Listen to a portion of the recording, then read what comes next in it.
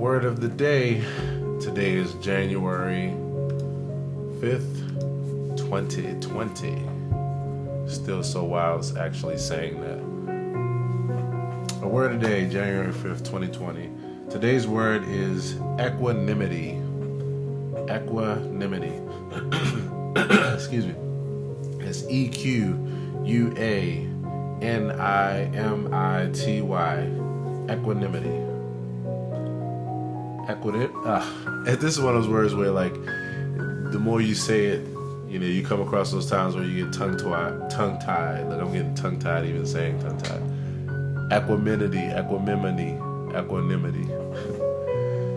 So, the meaning is, it's a noun. Mental calmness, composure, and evenness of temper, especially in a difficult situation. And one way to use it in a sentence is she accepted both the good and the bad with equanimity, with mental calmness, composure, and evenness of temper. So this is definitely, like, I've heard the word before, but never knew what it meant. This is something that's been a part of my personality forever. So we'll read a couple things real quick, and then we'll be on our way. What is equanimity in Buddhism? So in Buddhism, equanimity is one of the four sublime attitudes and is considered neither a thought nor emotion. It's rather the steady, conscious realization of reality's transience. It is the ground for wisdom and freedom and the protector of compassion and love. Right? I like the flowery language. So I can relate to this because this is something for a long...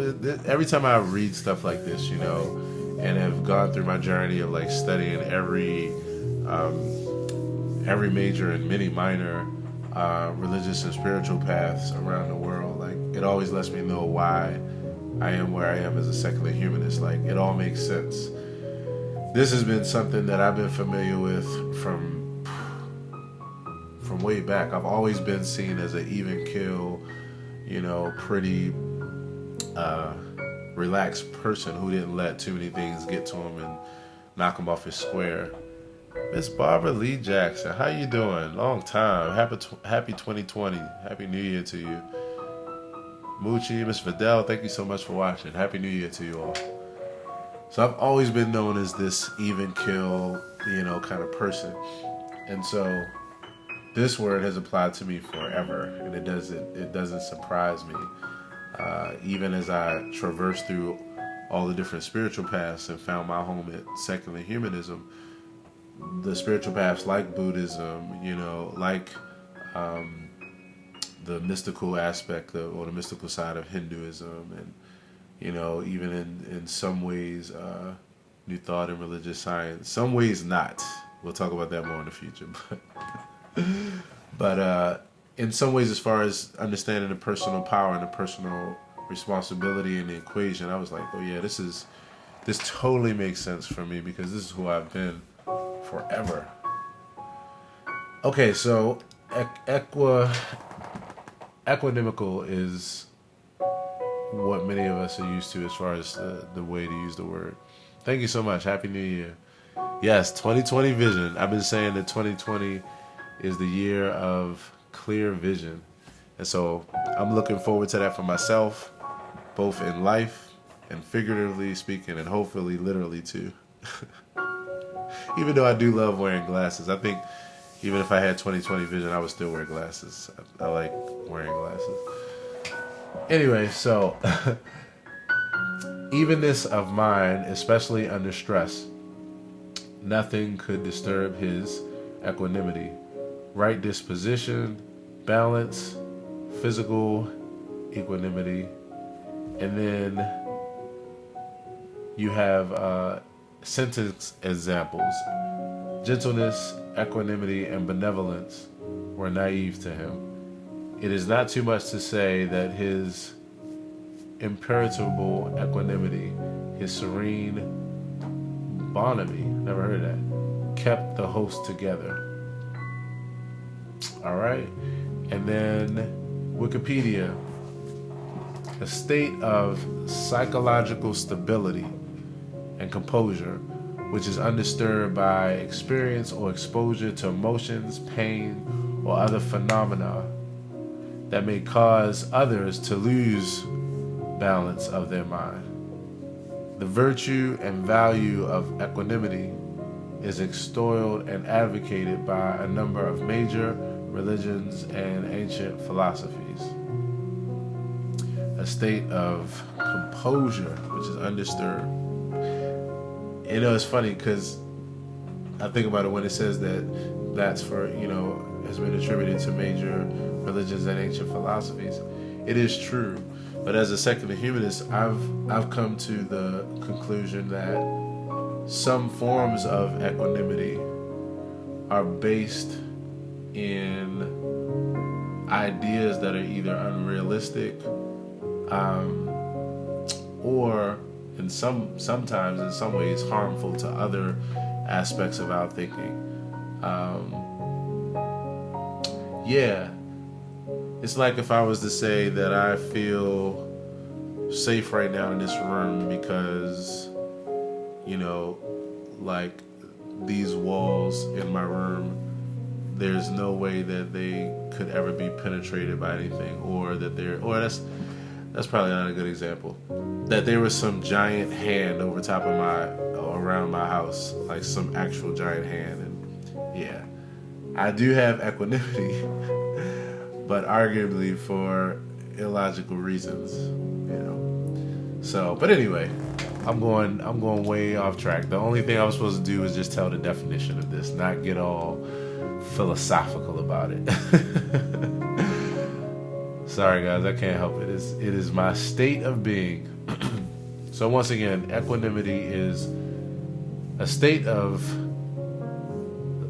psychological stability and composure, which is undisturbed by experience or of exposure to emotions, pain, or other phenomena.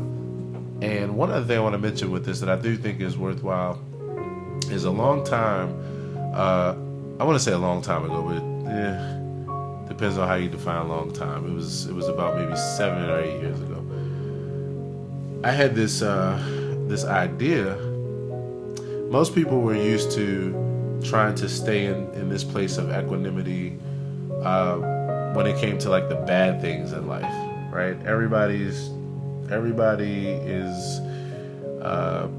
wanting to stay in that place of what many people say too blessed to be stressed, and some of these other colloquial, languages that we use to express this. And I realized it made sense that we were looking at the negative side of the equation and saying, I don't want to lose my stability, my sense of even keel composure, my sense of peace over these negative things. I started realizing that we should apply the same thing to positive things. That is literally my religion, is my philosophy. We should apply equanimity. We should apply staying even keel and not getting thrown off track by even overwhelmingly positive things. And when I had that thought, I realized it was because, and one of my online mentors, Gary V, said it best. He said, when you get too invested in the cheers, you can't take the booing. Like, the booing is disastrous when you get too invested in the cheers. Another way I thought about this was, and I used to say that this was how I saw religion doing this in many spiritual paths, where in an effort to give us more and more positive mind, positive ways of thinking, we eventually get into these lofty places of oversaturating with ourselves, where I saw this analogy of us going up levels, like in a building, going up levels like in an elevator, or on the outside of a building, an outside elevator. So every time you feel even more, you're giving yourself even more overwhelming expectations of rewards, of all these other kind of things, of lofty, what I would say are lofty ideas, you keep taking yourself up levels, so it feels good. Like at one point in time, I felt like I was living in the clouds, like, and I was still practical, but I'm like, it was just like my philosophy of life was like so lofty, you know. Looking at things like, I won't even go into it because I'll get too philosophical. Let's just say that I imagine us going up on these levels, and although they feel good and we're getting higher and higher on our own supply, at some point when something really bad happens that we're trying to deal with naturally, something that's very unfortunate or something that's not, it's unable to be explained away by our current theologies or our current spiritual pastoral philosophies, and we grapple with it, then it's the difference between if you fall and you're on the ground level and you just fall, you have less injuries, than when you take yourself up 3, 4, 5, 6, 7, 8 levels. I'll give you an example of that. When you tell yourself more and more and more that something is going to work itself out, like a sickness or something like that, you have certain times in life where it's absolutely true. It makes sense to think that way. You have other times when it's not. But the more you continue to take yourself up in that thought, when it doesn't change, you fall hard because you've been telling yourself something that now you're having to face, that it doesn't add up, or it's not going to go that way. And then you have to figure out how to keep what you've been thinking as true, how to save that idea, because you can't in many paths go back on the idea and say, oh, it's because this idea is not true. It's like, no, the idea is true. It must be me. It must be that I don't understand it. So you try to figure out, but you wind up falling hard because you're let down by this disappointment that what you've been telling yourself and raising yourself up on level after level after level isn't actually the case, or you can't expect it to go that way.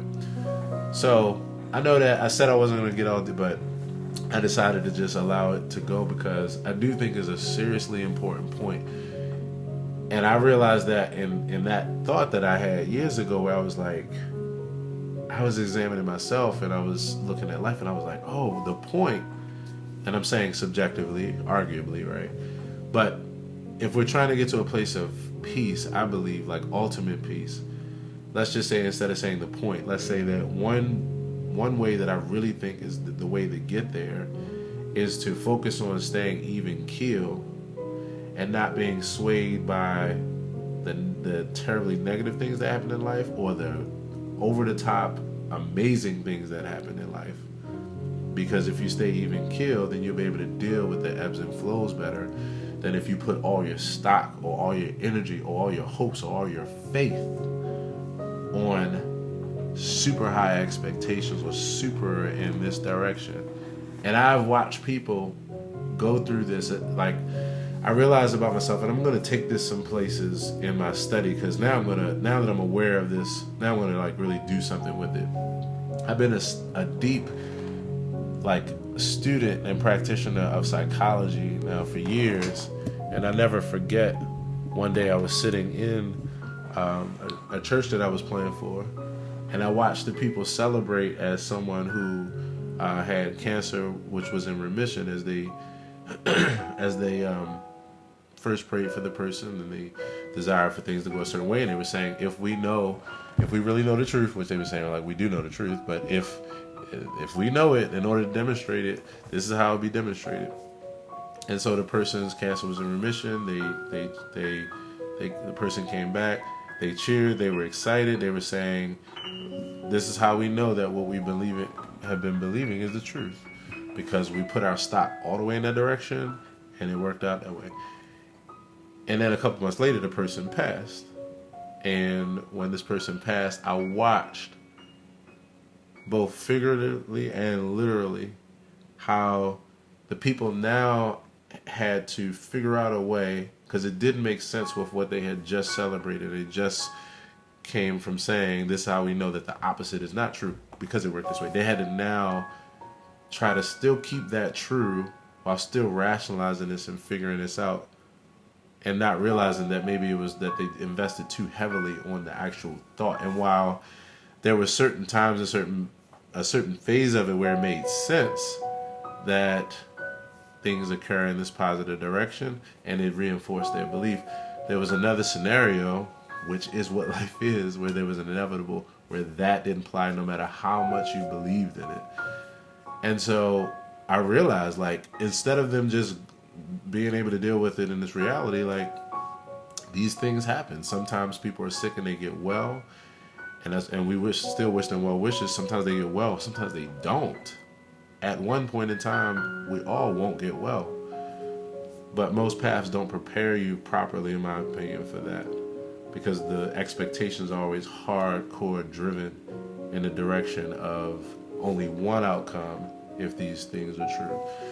So these are things I studied from just studying the psychology of who we are. And it's what brings me to the place where I am as far as my philosophy of life, of secular humanism. Google it if you've never heard of it. And then also to this place of why I really am like, I really believe that the way to peace is to find that even keel place where you're not taken out of your place of peace for the overwhelmingly amazing things that happen in life, and you're not taken out of your place of peace for the overwhelming negative things that happen in your life. That's all I gotta say. So, sorry for the extra ramble, but not sorry at the same time. Barbara Lee Jackson says, I think it's about finding balance in life. And that is exactly what I'm saying. And what I'm arguing, and not in a negative way, but just saying it for the sake of the word, what I'm arguing is that most of our paths don't prepare us for that, because most of our paths spend more time on the positive expectation of things like miracles and other things like that, because then the opposite, than the understanding of just natural life and just things that happen and the balance of it in that way. So anyway, future live stream, more info. We go way deeper down the rabbit hole, but that, my friends, is the long-winded version of a word a day. I put it like Michael Jackson said it as he sung it, and like Stevie Wonder said as he wrote this particular composition, the same composition. I can't help it, even if I wanted to. On that note, have a great day. Peace, drop a line, and always be well. And if you're interested in helping me to continue to make content like this, then look at the information in the description. And I'll talk to you soon. Peace.